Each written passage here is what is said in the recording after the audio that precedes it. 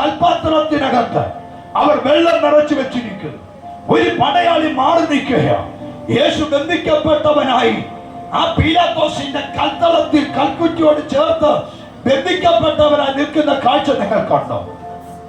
ആ മാറി നിൽക്കുന്ന പടയാളി ഓരോ നമ്പറുകൾ എണ്ണാൻ തുടങ്ങി. നമ്പർ 1 എന്ന് പറയുമ്പോൾ വലത്തുഭാഗത്ത് നിന്ന പടയാളി തന്റെ കയ്യിലിരുന്ന ചാട്ടവാറ് യേശുവിന്റെ മുതുകത്തേക്ക് അവർ ആഞ്ഞടിച്ചു.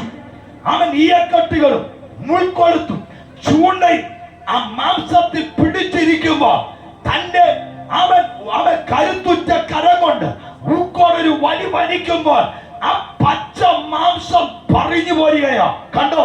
കൽപാത്രത്തിൽ വെച്ചിരിക്കുന്ന വെള്ളത്തിനകത്ത് ആ ചാട്ടവാർ ഉലച്ച് കഴുകിക്കൊണ്ടിരിക്കുമ്പോ മാറി നിന്ന പടയാളി അടുത്ത നമ്പർ പറയുന്നു, നമ്പർ 2.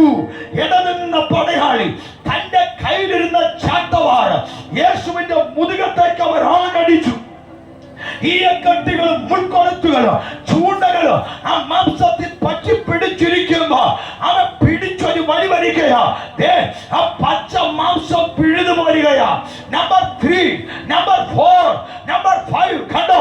അടിക്കപ്പെട്ടവനായി, തകർക്കപ്പെട്ടവനായി, മുറിവേൽക്കപ്പെട്ടവനായി യേശു ആ കൽത്തളത്തിൽ കൽക്കുറ്റിയോട് ചേർത്ത് ബന്ധിക്കപ്പെട്ടവനായിരിക്കുക. കണ്ടോ സഹോദരങ്ങളെ?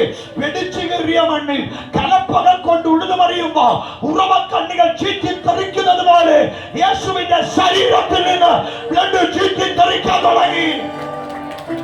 Hallelujah, hallelujah, hallelujah. കണ്ടോ? യെശയ്യാപ്രവാചകന്റെ പുസ്തകം പഠിക്കുന്നു.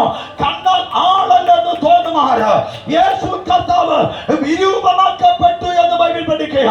ഞാൻ വിചാരിക്കുന്നു സഹോദരങ്ങളെ, ആ കൽക്കുറ്റിയോട് ചേർത്ത് ബന്ധിക്കപ്പെട്ടവനെ യേശു നിൽക്കുമ്പോ എന്റെ ഭാവന ഞാൻ ഒരു കാര്യം പറയാ.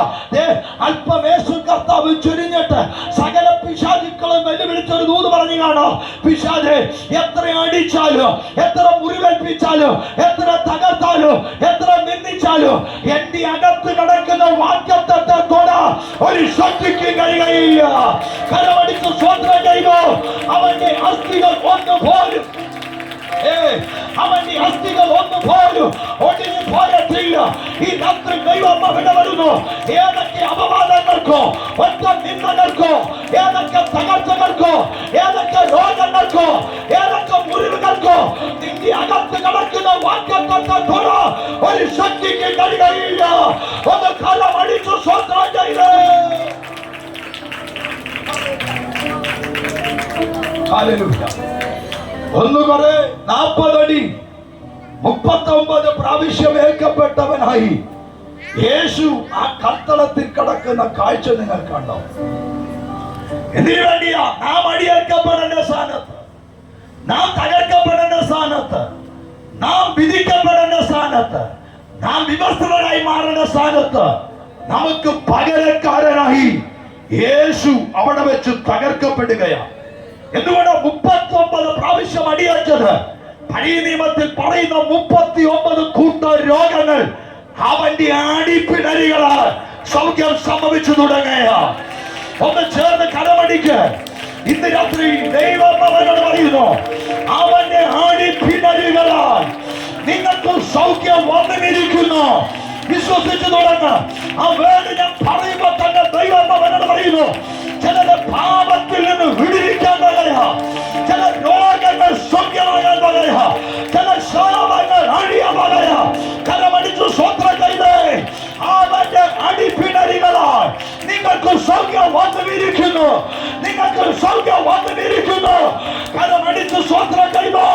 ആ രോഗശക്തികൾ നടക്കട്ടെ, രോഗങ്ങൾ വിടുവിക്കപ്പെടട്ടെ, ക്യാൻസറുകൾ അപ്രത്യക്ഷമാകട്ടെ, ട്യൂമറുകൾ അപ്രത്യക്ഷമാകട്ടെ, തൈറോയിഡുകൾ മാറിപ്പോകട്ടെ. ദൈവം അവനോട് പറയുന്നു, ഈ രാത്രി ചില രോഗസൗഖ്യങ്ങൾ ഇതിനകത്ത് സ്വർഗ്ഗം ചെയ്യാൻ പറയാ, ചില വിടുതലുകൾ ഇതിനകത്ത് നടക്കാൻ പറയാ. വിശ്വസിക്കുന്നവർ കരമടിച്ച് സ്വന്തം ചെയ്യുക.